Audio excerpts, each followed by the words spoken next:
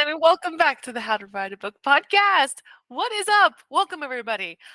If you ever have a question for the show or you want to know a specific topic, feel free to let me know. You can reach me at Maciel at blackheartedstudios.com. Also, fun update, the new website will be up soon. So y'all know that this show has been running basically from the name of my LLC. But we were like, why don't we have a website for the actual show?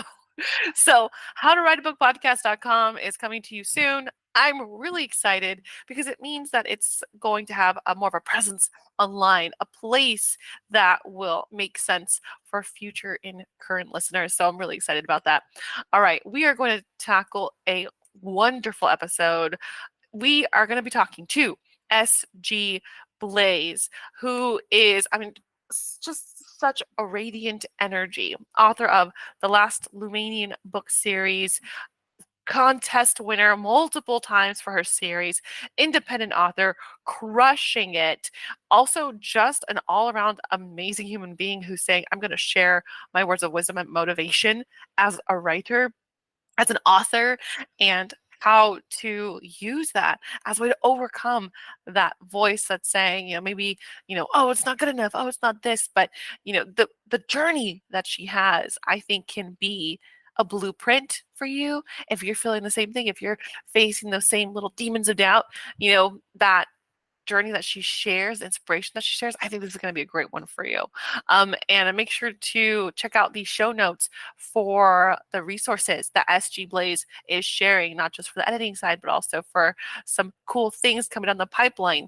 So make sure to check that out in the notes. Let's dive in. I'm really excited for this episode. It has so much jam-packed information, and especially for you listeners who, I'm talking specifically to some people, you know who you are, I love you, who you might be somebody who has multiple languages in you, and sometimes that can be an obstacle in itself. And so SG Blaise is going to be perfect for you as well, because she also had to learn English, grasp English, and not just grasp English, but also storytelling and what that was like. It's an amazing journey. I think you're going to feel lifted.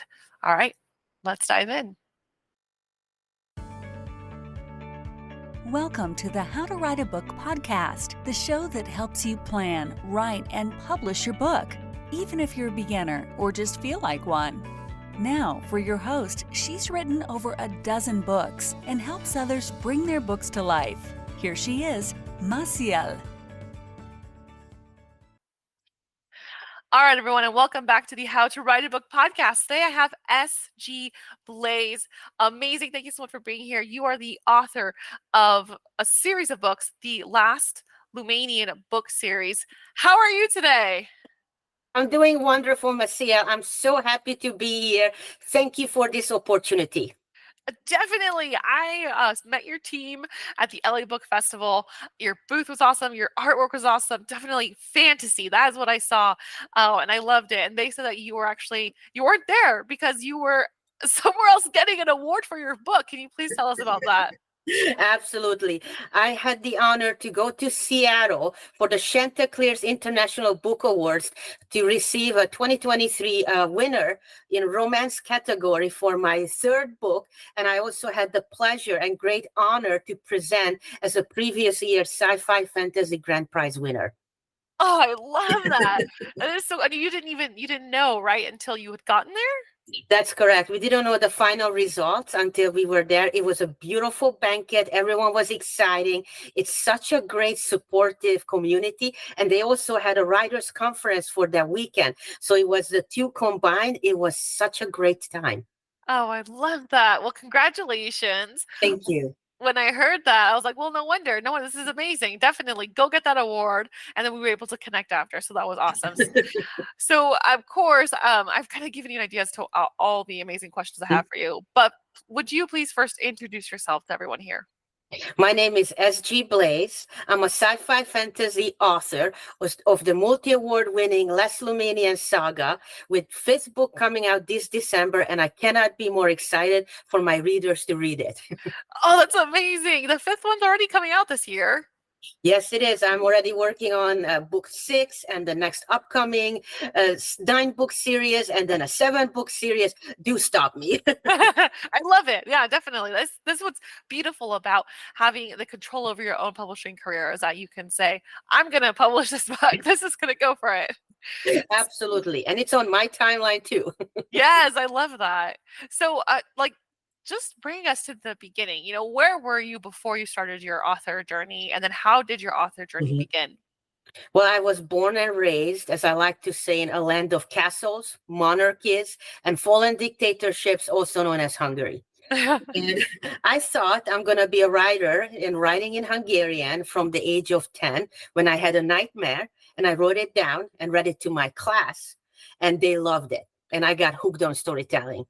I didn't know that I'm going to do this in English, and it took me quite a long time to get there. First, I had to learn English. That took me 10 years. Then it took me another 6 years to basically develop that dream that I had. There's a pattern here, Marcia.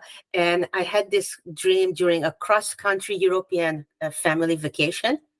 And that was the beginning of the Last Lumanian series. And I didn't know anything about writing. I didn't even know how to structure dialogue because we don't use quotation marks. We use dashes. We don't have he said, she explained. We have none of those. So I had to start from the ground level, learn everything, including how to tell the story the best possible way. Wow. Yeah. You know what? I personally, I wish we didn't have the quotation marks. I like the dashes. I think dashes are way easier. They're way cooler. It's like, there we go. There we go. Let's talk. I love that. So you have this idea for the last Lumanian series. What was that idea like? What was that? Was it a scene, a character? What happened? It was like a movie, Marcia, and I woke up and it still lingered. And I wanted to write down just a couple of sentences so I can remember, because this was literally around midnight. And I knew if I don't write it down, I'm going to forget it. Yeah. As I'm starting to write it, and all I have is my phone, and it's pitch dark around me, and everyone's sleeping, and we're in Austria, and I'm writing it down on my phone. And next thing I know, I have the idea for book 2, and then I had the book for book 3, and I think I spent an hour just typing it away with one finger, and that's how the story started. I just didn't know how to tell it the best possible way. So that took me 6 years to learn how to find my author voice, how to find my style of writing. And it was worth it. I love that. Can you tell us a little bit about that journey? So you decide I'm going to share this story, but like you said, you don't really know how to wrap your story up. So what were some of your first steps? How did you go about that journey? Well, I had a whole year of hesitating, Marcia. I was so scared of writing. I had all these excuses of it's so hard to get published. There are too many books out there. It's going to be too difficult. And I just complained a whole year. And my husband, he kept nodding. Yes, yes, yes. And then in 2013, April, he said these very wise words. He said, stop complaining and start writing. And I literally, that's what I did. I sat down in front of my computer and it was like the floodgates open. I wrote from 8 in the morning till 10 in the evening. At some time, I took my son to school. I don't remember anything. I think they were fed, but I literally don't remember any of that. It's a whole month of me just typing away, trying to keep this secret because it was so precious, so new. Only my husband knew about it. And next thing I know, I have 150 pages that's nice, but not a book. It's not even a story. I don't know what it was. Okay. And that was that first step to realize I need to go somewhere to learn Yeah. what are the tools that I can use so I can deliver this story in the most amazing way for my readers. So it's not just a jumble, it's beautiful, it's well structured. And so that's where I went to a read and critique. I joined the read and critique. I did a lot of workshops. I went to writers' conferences. I read every how-to book I can get my hands on. My favorite one is The Anatomy of Story by John Truby. Yeah. Uh-huh. Excuse me. Yeah. That was my light bulb. And I was about 5 or 6 full-on rewrites when I found that book. And after that, I only had to revise it 2 or 3 times. That's how powerful that book is. And, once you get to this manuscript that, you put everything in it, you did your best. That's when I knew it was time to send it to an editor. So my search for an editor started. And I found the New York book editors, who I highly recommend to anyone who's searching for an editor. They are freelance editors who have Big Five publishing experiences. They worked for one of these publishing houses. So they have a really good experience, and they match you with an editor that's right for your style and genre. And then took 2 years of editing, and I did a soft launch in 2020 January. I had a group of friends who got the very first manuscript in their hands. They read it before it was copy edited, and it was printed at one of these stores, and just had the binding. And Marcia, they told me that they kept rereading it. Oh, wow. I was shocked. I was like, "Are you sure? And nobody paid you to say this? And you're not related to me by blood, and you say this?" It was phenomenal. And that's how I knew that this was a book. This was a book that readers liked. And it was a surreal feeling. And then I published right in the beginning of pandemic in 2020 summer. Wow, that's amazing. I love that, especially you went to go get feedback. You went to go just see like if the structure of everything you learned was holding. And then through your hard work, through your perseverance, like, yes, now people are saying this is a story. Wow, I love that. I just like want to like, yes, amazing. So, Thank uh, you. definitely, congratulations. Uh, do you going back to the New York editors, at that point, did you already know like if you were going to go independent publishing, or did you have an idea for traditional publishing? What were your thoughts at that time? I definitely knew I wanted to self-publish. When I went to the conferences, there was always, the traditional route and then the independent route. And as I gathered information over the years, it looked like for me, the independent route was the best. I had creative freedom. I had my own timeline, artistic freedom. And I said, you know what? I'm not getting any younger here. Let's do this. Nice. Yeah. No, that's amazing. And so you've done everything independent publishing. You have overseen the cover design, the editing, just like you said, the copy editing. How has that process worked out for you? What did you learn in the first process that now you've refined up till this point? I think what I learned in the first process is to have a schedule. When you're getting up for publishing with your first book, you have years, and that's okay. It's perfectly fine to take 5, 6, 10 years, however long it takes to find your voice. And then starts the real journey. It is not the end of your journey to publish a book, especially when you're writing a series. It is a new beginning. So for me, what I had to learn is how to juggle marketing of the published book while I'm developing the current book, and also start readying to develop the next book. And then also I wanted to do, the website needed to be updated. I needed illustrations. I needed a map that goes into the books. The cover design had to be taken care of. So you juggle about 3 different tracks at the same time. And it takes time to figure out how to logistically fit everything into a year. Yeah, that's amazing. So your first process essentially took you several years, but that's because you were also learning the story part. And now you have, would you say like on average, it's condensed down to a year at this point? Correct. Wow, that's amazing. That's a lot to do within a short amount of time. And it's okay if you don't do a book a year. For me, I don't like to make my readers waiting, and it works. But other people do a year and a half, maybe close to 2 years. It is perfectly fine. I wouldn't recommend to go longer than 3 years, though. You don't want to have too much of a space between your books. But that was the beauty of it, that I dictated my own timeline. I dictated my own deadline. So I usually check in with my editor of, hey, I'm going to write the first version in December. So I would like to send it to my editor. Is she available? And they're like, yes, she is. And then, I start the process of letting know the audiobook recording studio that, hey, the manuscript's going to be ready for you by November. So you start to figure out these big timelines and deadlines, and then you start adding to it the marketing. When do you do a cover reveal? When do you go to events? When you go to events, you definitely want to showcase that on your social media and have a newsletter. You definitely want to spend time to develop your own newsletter. Yeah. And just going back to a question, Mm. you said it's probably best not to go longer than 3 years. Yeah. Now, why is that? Because the readers start forgetting what happened between the books, and we're living in a day and age when instant gratification is getting worse. The Yeah. readers want to have everything. They want to binge read.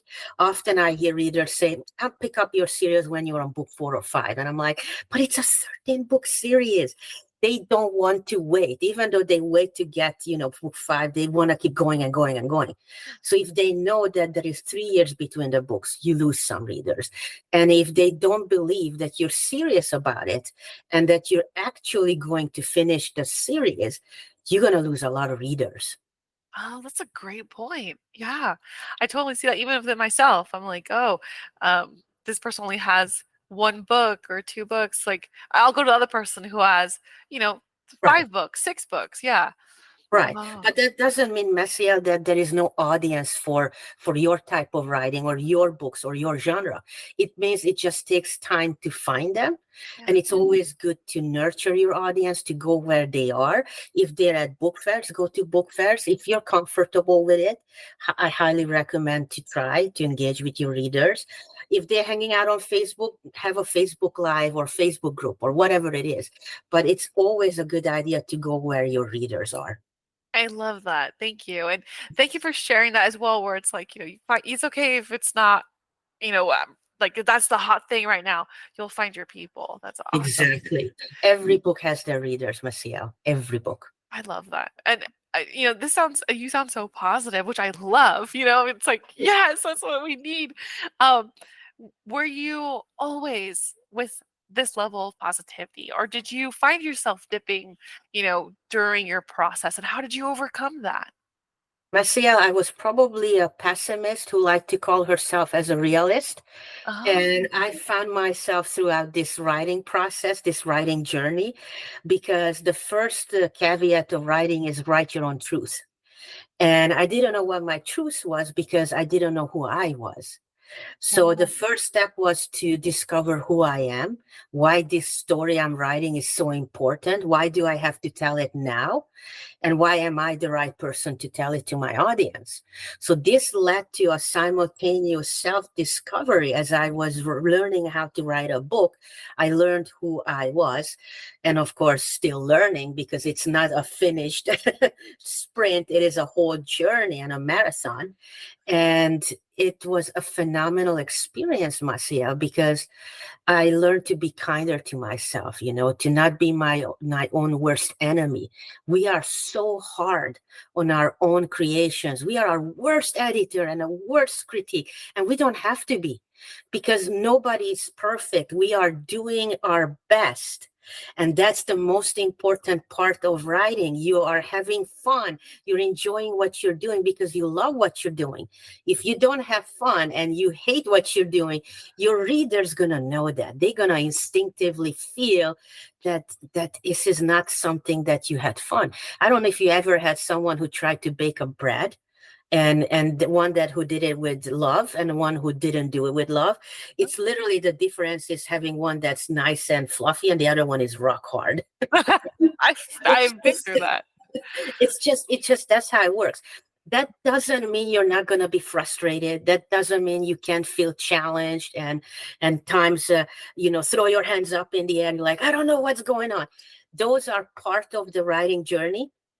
And I always encourage everyone to be kind to yourself. Believe in yourself, be kind to yourself, and give yourself time. Sometimes you need a day to walk away from what you're doing. Sometimes it's a week.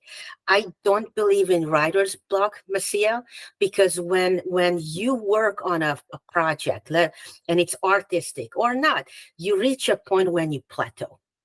Maybe you go to the gym, you know, you're going great, and then you reach a point when you plateau. Now you could force it, you could press it hard. It's not going to lead to a breakthrough. It's going to make it even worse. But if you take a day off, if you just step back and, you know what, I'll go on a long weekend vacation, to staycation, right?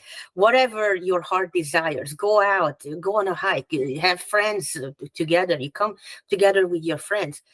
That's when the ideas start to come, because your brain is working on that scene. It's working on that character, and it needs a little bit more time to get it out, to get it together. Often you get the answers in a dream. Often you get the answer when you're watching TV and you hear something and you're like, pause, and then you have to write it down because it triggers. It triggers the scene, the solution. It really is a phenomenal process. I love that.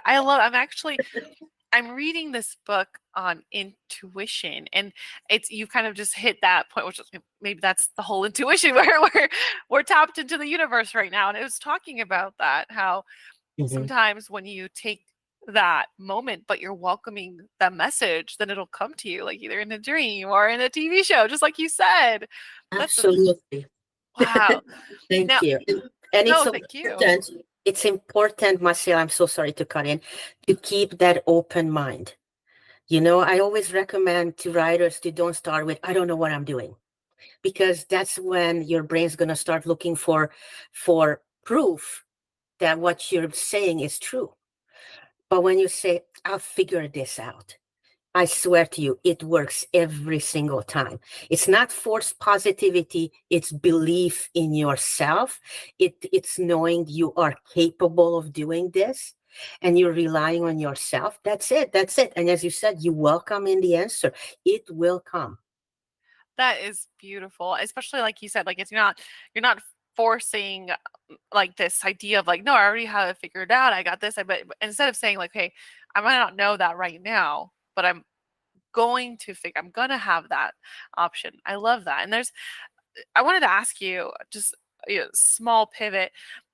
Did this moment, this clarity of like, okay, I'm writing about myself, I'm discovering myself, did that happen all in one go, or was this like a gradual process? Because it sounds like it was a bolt of lightning.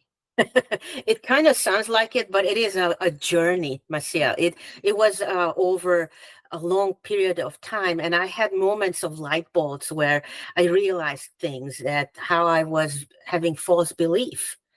And I thought that was what my hero had. No, I had it too. Or how I projected some of my issues, and I noticed that my characters were doing. So there were these amazing moments of light bulbs, but there were also moments when I needed to dig deeper. I needed to read more books. I always recommend to writers, no matter where they are in their journey, to pick up pop psychology books. Oh, Start reading them. Look into biases, especially the subconscious biases. It is a shock to realize how many things that you think you know and you do on purpose is actually not even close, or just how interesting our brain works, or how there is no perfectly right or perfectly wrong. There's always a shade of gray, and there's always layers. So the more I learned, the more I tried to learn, the better, you know, I became, and the more I knew I needed to learn more. oh wow. I I think that's fascinating because when you dive into character, you do have to ask these questions, what is turning them? Why are they doing this? And you mentioned that, your character's going through this, but you're like, "Oh wait, it's also me." I'm just as a side question, what was the most surprising thing that you found out about yourself? It was regarding parenting. And it's so funny how they say, oh, they're made up characters, they're a sci-fi world, and they're nothing like us. Oh my God, they are. And they're going through the same human issues we are. They're having heartbreaks. They're trying to figure out, are they good parents? And I had this moment, I don't know the exact details, but I remember I just wrote this scene. And then I went about my day with my son. He was 8 or 9 at the time, maybe 10. And something happened, and I was standing in the kitchen, rooted to the ground. And I said, oh my God, this is what my character as a father was going through. And it was such an interesting feeling that, oh, I can relate to him. And he's a fictional character. But it was very interesting. And that's why, I just love sci-fi fantasy. And I would tell everyone, do not underestimate that genre, because it is powerful beyond belief. I 100% I agree with you. And I feel like we have memoir, we have nonfiction, but like when it comes to fiction, when it comes to fantasy and sci-fi, I mean, it really is just a projection of ourselves, but we're trying to not just cope with it, we're trying to face it, tangle with it, lift it up. And sometimes it's hard to do that. Like in real life. So you're like, let me add spaceships, let me add swords and dragons, because that's easier to digest and sometimes more fun to digest too. Yeah. Absolutely. My main character, she deals with claustrophobia-induced panic attacks and anxiety. Oh, wow. And I made it into an inner struggle that doesn't stop her from going after her goals. But she encounters it constantly, and she has to know how to overcome. And it was a very interesting process of writing this, because I know family members who struggle with it, and I myself struggle with anxiety. So to have this as a combination, it was so encouraging that if my main character can do this when she has fireballs coming at her and God's meddling in her life, then I should be able to do it in my own life. Love that. It's empowering. You see yourself and you see yourself overcoming. Exactly. Wow, that's amazing. So I do have some more questions. I mean, I'm loving the psychology of this. It's like one of my favorite aspects. But I wanted to go back to your self-publishing journey. And now you've kind of talked about maybe the mental obstacles that you face. You were kind of like that. You said like the realist, that was actually probably a pessimist. What were some of the pivoting a little bit, what were some of the technical aspects of the self-publishing process that you didn't anticipate that you overcame? Definitely the most technical aspect of self-publishing is to build your own team. When you go to a publishing house, it's in-house. You have editors, you have interior design formatters, or whatever the title is. You have someone who designs a website for you. You have someone who creates some illustration. You have someone who helps with basic social media and or marketing. We don't have that as self-published authors. We build our team of other freelance artists and freelance experts, and that took me a whole year. I was actually done with the book by 2019, but I had to spend a whole year on finding a website designer, someone who creates the interior design, an illustrator, a map designer. Everything had to be lined up. So I had to learn to wear the business hat and the artistic hat, and sometimes at the same time. Oh, yeah. Yeah. And I have a question that I think a lot of authors will feel like it's personal, but as a self-published author, a lot of the times you bring your own income to Mhm. the project. And a lot of times I think it can be a little bit difficult for an author to want to do that because they're Mhm. not sure about their return. And we're talking about like the financial return. But yeah, what's your perspective on that? Well, this is definitely an industry and a job, if I may say, even though it's my calling, that does not have the return on investment in the beginning. It takes years, it takes books, it takes hard work to gain visibility. And now we're into 21st century. It's getting harder and harder to break through the white noise, so that the people can see you, the readers can find you. That is the challenge, right? So it is on my part is a big investment. We had this discussion with my husband in 2013. We knew we're going to have to do this because we want to do this. And so it was our goal. But to expect this to make it profitable, there are ways. I don't do this for the quick, get rich quick. Yeah. I don't do this because I want to be a millionaire. That's not where I do it. I do it because if I don't tell my stories, I would literally have withdrawal and I would not be able to exist. It's who I am. I'm a writer and it's what I do. And I love what I do. But the income, I always say that when you work on yourself, when you create quality product, as a side effect, whatever has to happen will happen. Mhm. I love that, especially because you're being very transparent about the journey of, maybe those first books, it's going to take time, but you're going to push through it. You are pushing through it. So thank you for being, Absolutely. honest about that. I think that's great. And a lot of people need to hear that. But also on the same side, you're also saying, yeah, but don't give up because you're right. People who are listening to the show, it's inside. You're right. Withdrawal. Exactly. And if I may add to this topic, there are many ways and there are many journeys that can get you to what you want. And when you want just the money, it doesn't work out. People almost instinctively know that that's why you're doing it. You're not doing it because you love it. You do it because you have no choice. And what I recommend is do your research. Do not compare your journey to anyone.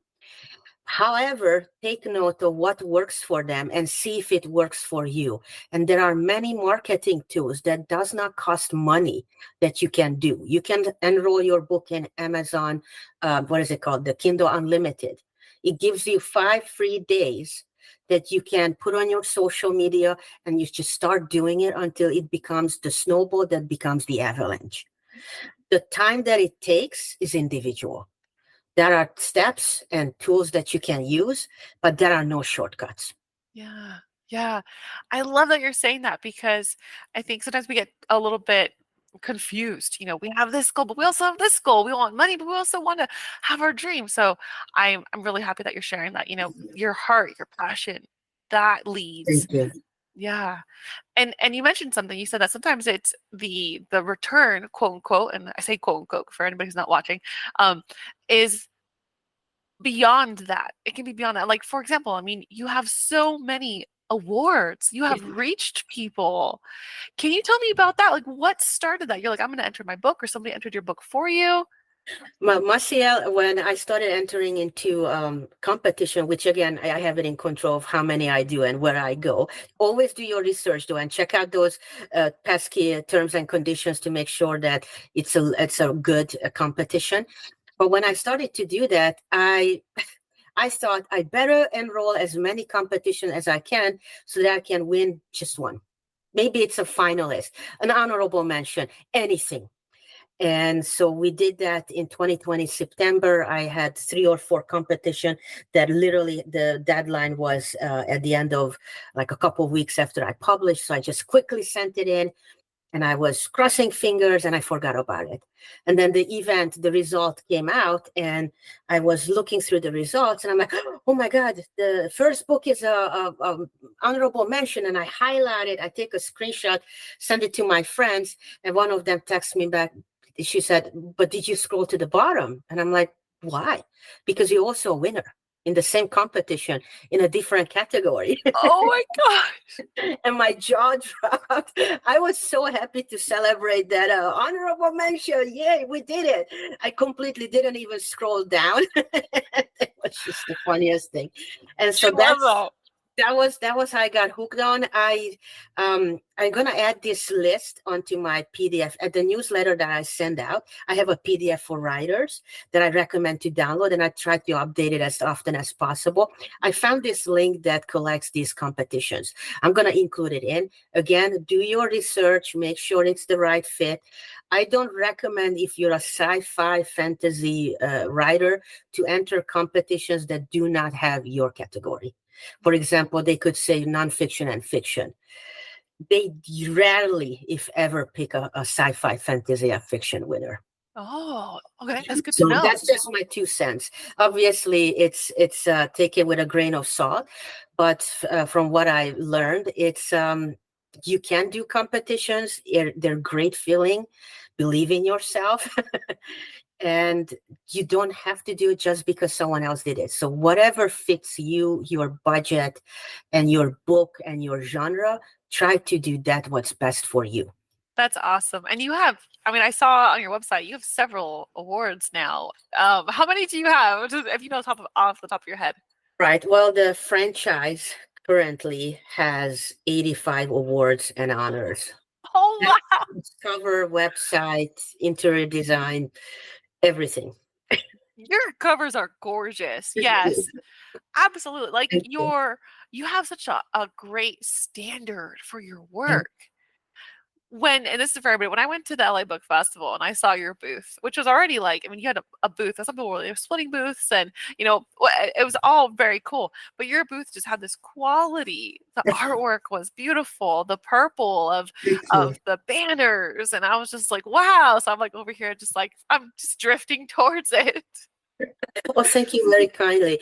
That's the best part of doing this is that you get to have your input. Now, it's when you're comfortable with it. I always tell I'm not a person who can draw. So when I talked to my illustrator, I told him, listen, I'm going to rely on your expertise. Free hands. These are the sentences about the character. They're very minor, black hair, tall and muscular. That's it. Go for it. Go have fun. I love And he that. comes up with whatever he imagines based on those descriptions. And that's the beauty of it. When you give free hand to your experts, to your team, of course, it takes time to learn how you operate. But when that happens, it's just magic. They get to do what they're best at, and you get to watch the whole thing come together. I love that you're saying that because I feel like a lot of the times we can get, I think not attached is the right word, but it's like we want to oversee every single part, and we forget that we're writers. We're not cover designers, we're not Exactly. illustrators. Yeah, and so Would that's be really nice. important. Yeah, I mean, if you have that skill set, yes, but sometimes, no, actually, I would say most of the time, if you don't have that skill set, give it to the professional. And it's exactly as you said, because when they bring their expertise, you're raising your book, you're raising that standard. Oh yeah, truly magic happens. And of course you want to have meetings, you want to see if you get to, you get together a couple of times virtually or in person, just so that you get to understand what they believe in, what do you believe in, what's the goal? Because at the end of the day, you both work toward that goal to create something beautiful and amazing. So when they know that, okay, she likes purple, she likes sparkle, and they sneak it in, I'm like over the moon. That's the beauty of it, that once they start to know, and of course you do want to help sometimes in the middle when they have questions. You don't just go like, you'll figure it out. You do want to have some back and forth, just a little bit, but the end result is it's almost always amazing. It's more than I could have imagined, and definitely better than I would have ever done on my own. So highly recommend to create that relationship, that trust with your team members. Trust with your team members. I love that. Building your team. Yeah, thank you. And now I did have another question because you mentioned Truby. You mentioned that you learned a story. How do you write your stories now? Do you plot them? What's your process like? Marcial, I tried to do the pensing. That was the very first draft. And it was literally just went wee to the side and I was lost. That was it. And then I realized that I needed some kind of guidance. For me, I operated the best when I knew the structure that became the spine I could hang my art. And it was great feeling. I always do 3 to 4 months on notes. Then I spend another couple of weeks on scenes, developing the scenes. And by then, I'm ready to start writing. And what happened, Maciel, is the first time I wrote the first version, this is 2013, excuse me, it took me almost 8 months. And then the next version was 4 months. Then the next version, 2 months. Now I'm averaging 19 days. Wow. It's insane. And if you really develop that routine, and again, whatever you do, if it takes you 4 months, perfectly fine. There is no hurry. the beauty of it is your brain gets used to the way that the story and you write, and then every book becomes a little better and a little better, not just by quality, but the way you write it. And it's going to become so instinctual that by book 5 or 4, or maybe even sooner, it just feels like you can write it with your eyes closed. Yeah. Oh, wow. I love that. Thank you for sharing that. And now, I mean, just for everybody who's not able to see you, you're glowing. Like you're just like you're full of this energy, of creative energy and confidence. It's confident. Do you feel like you're confident? Oh, thank you so much, Marcia. It took a long time to feel confident.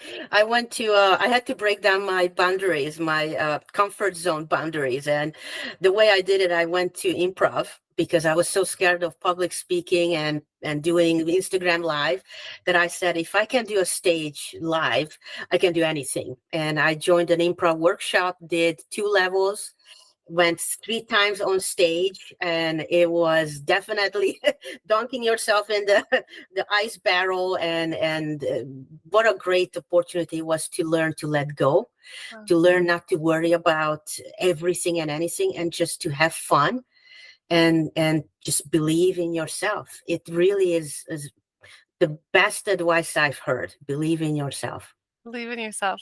Thank you. Thank you, SG. This is awesome. This has been great. Before we start to wrap out and tell everyone, where to find you, is there anything else that maybe we haven't touched on, or a motivational topic or tidbit that you would love to share? There are so many things I would love to share. We could literally write a 1,000-page book. I always say, stay open-minded, be kind to yourself, believe in yourself. You don't have to write every day to be a writer. It's okay to walk away from your work. It's okay to take time to find who you are as a writer, who you are as a person. It's okay that your writing journey looks completely different from anyone else. It's okay if you don't go to book fairs. It is okay when that's all you do. There are so many things that you can do. I don't like to say this is the only way. Find a way that works for you and keep learning. I love that.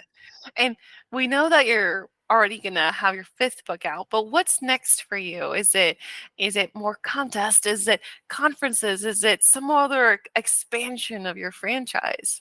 Marcel, I hope all of those are in the future of SG Blaise and the 7 Galaxies franchise that I'm working on. We have a huge surprise for readers and fans who come to San Diego Comic-Con. I can't wait to see everyone there and share this huge surprise. And we're going to be also at the LA Comic-Con. And I just can't wait to meet you and everyone who comes to these events. I love that is for me the best one. You can find me on sgblaisenews.com. That's my newsletter. I'm also have a Instagram, SG Blaise Official, X SG Blaise Author, and I'm on YouTube. And if you need help, my email is in the copyright page, and you can always send me a DM if you have questions. I'm on Instagram. And I hope you sign up for the newsletter and download that PDF so it can get you going on your journey. I love that. I'm signing up. Everybody who's listening, sign up. I'm looking forward to hearing not only your passion and your energy and your happiness, but also your wisdom and everything that you've learned by just diving in. So thank you. Everyone, that has been SG Blaise. Thank you so much for being here. Thank you. Author of the Last Lumanian book series. Thank you so much, SG. It has been a pleasure. Thank you so much, Marcia. I had a blast, and I'm so happy for this opportunity. Likewise. Likewise. And that's a wrap for today's episode of the How to Write a Book podcast. Thanks so much for tuning in, and I hope you enjoy the conversation. If you want to keep up with me and my work, check out the website blackheartedstudios.com. That's www.blackheartedstudios.com. And follow me on Instagram at Maciel Writes. That's at MASSIEL Writes. As a book coach and publisher, I'm passionate about helping aspiring authors bring their stories to life. So if you've been dreaming of writing a book and don't know where to start, head to my website and let's chat. You get a free 30 minutes on me. Thanks again for listening, and don't forget to subscribe and leave a review. I'll see you in the next episode. Thanks.